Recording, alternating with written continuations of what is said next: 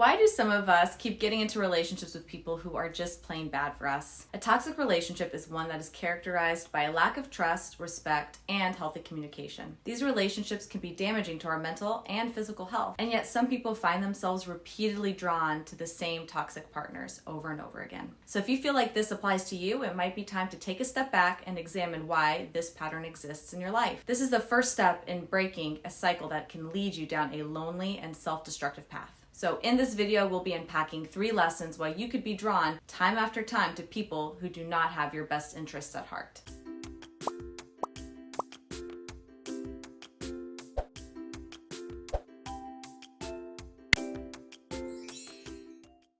First, if you're new to this channel, welcome. I'm Jordan Travers. I'm a licensed clinical psychotherapist and the clinical director of Awake Therapy. If you're interested in learning more about Awake Therapy, you can click on the link in the description. And if you're in need of psychological or emotional support, feel free to book an initial consultation with one of our therapists by visiting our website, www.awaketherapy.me. Okay, so let's jump right into it.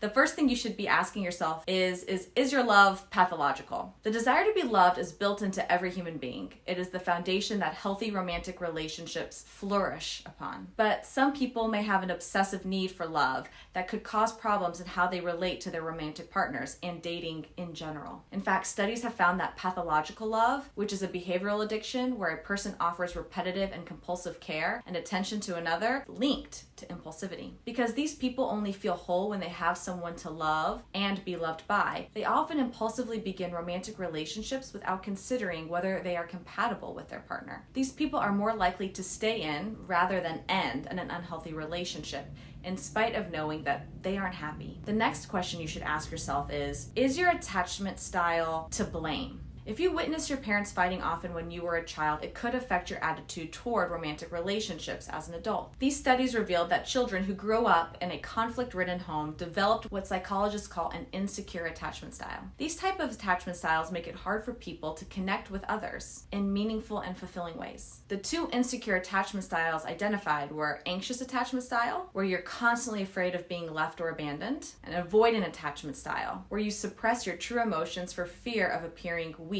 or expressing vulnerability. These attachment styles can make it easy for some to get involved with a person who possesses toxic traits. For instance, if you have an anxious attachment style, you could mistake a partner's controlling behavior for them as being caring. Even upon realizing that there is a problem, you may be unable to confront them because of a fear you have of being abandoned. And the third and final question to ask yourself is, do you have borderline tendencies? If your relationship history is overwhelmingly toxic, you may need to take a long, hard look in the mirror. People with borderline personality disorder, BPD, are prone to engage in unstable and risky romantic pursuits. If you have BPD, your relationships may alternate between 2 phases. The first, idealization, during which you think your partner is absolutely perfect. And the second, devaluation, during which you think your partner is perfectly imperfect. This is called splitting. It's an unconscious defense mechanism that helps those with BPD protect their all or nothing attitude toward everything. Some of the most common symptoms of BPD are listed below. But remember, do not self-diagnose complex mental health conditions. If you suspect you may have some borderline tendencies, help is available. Feelings of abandonment and hyperreactivity to rejection, feelings of emptiness, a negative self-view, often with harsh self-criticism, emotional instability, impulsivity, and risky behaviors including self-harm. So in conclusion, toxic patterns in your romantic life can be frustrating and painful,